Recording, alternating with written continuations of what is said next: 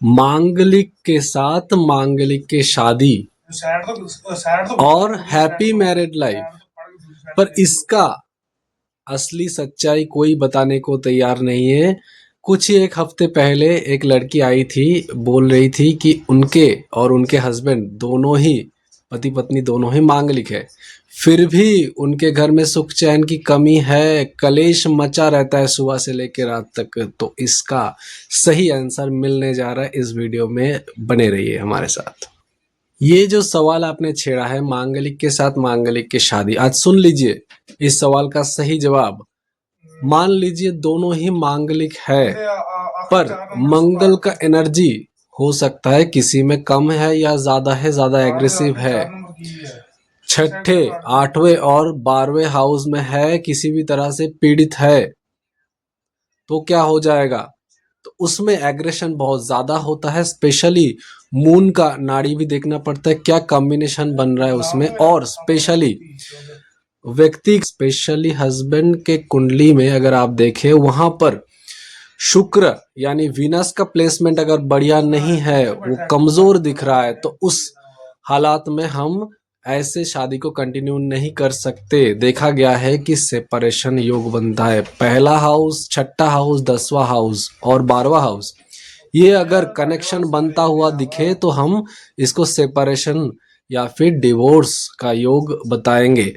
तो ध्यान रखना है ये सब चीज। अगर दोनों पति पत्नी के कुंडली में ऐसा प्लैनेटरी कॉम्बिनेशन पोजीशन बन रहा है किसी भी तरह, तो एक बार दिखा लीजिएगा, उसके बाद ही रेमेडी करके ही आगे का डिसीजन लीजिएगा। नहीं तो क्या होगा आप सबको पता है। देखिए, लोग बोलते हैं कि शादी के बाद हमारा पति या पत्नी बिल्कुल बदल चुका है। इसका राज बस आप लोगों का समझने में कुछ गलती हो रहा है। क्या हो रहा है इसमें? देखना पड़ता है कि मंगल का स्ट्रेंथ कैसा है, वीनस का स्ट्रेंथ कैसा है, तालमेल सही बैठेगा कि नहीं बैठेगा, कनेक्शन क्या बन रहा है उसके साथ। 7th हाउस का स्टेबिलिटी भी देखना पड़ेगा। 7th हाउस में कोई गलत तरह के प्लैनेट आके बैठे हैं या फिर गलत पापी ग्रहों का अगर एस्पेक्ट आ रहा है, कनेक्शन बनता हुआ दिख रहा है दूसरे, सेकेंड हाउस खराब है आपके, वहां पर भी कुछ दिक्कतें आएंगे। 5th हाउस के साथ भी कोई कनेक्शन दिख रहा है, तो उसमें तो एक्स्ट्रा मैरिटल अफेयर की भी चांसेस बनता हुआ दिखता है।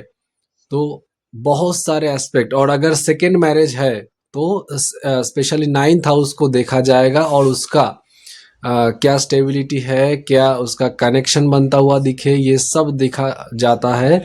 और ईगो का इशू, बात यही है कि जो 85 से 87% केसेस है डाइवोर्स का आज के डेट में, उसमें इतना जो है उसके अंदर भी 70% से ज्यादा क्या निकलता है कि छोटी छोटी बात को लेकर वो पकड़ के बैठे हैं और इसको कोर्ट तक लेके आ गए हैं, जो कि पहले ही सुलह करने से हो जाता। तो बात मांगलिक का है ही नहीं, बात है सही गाइडेंस, सही कुंडली विश्लेषण का, और सही रेमेडी करते, बात को समझते और प्लैनेट को अगर बैलेंस करके चलते तो ये नौबत नहीं आता।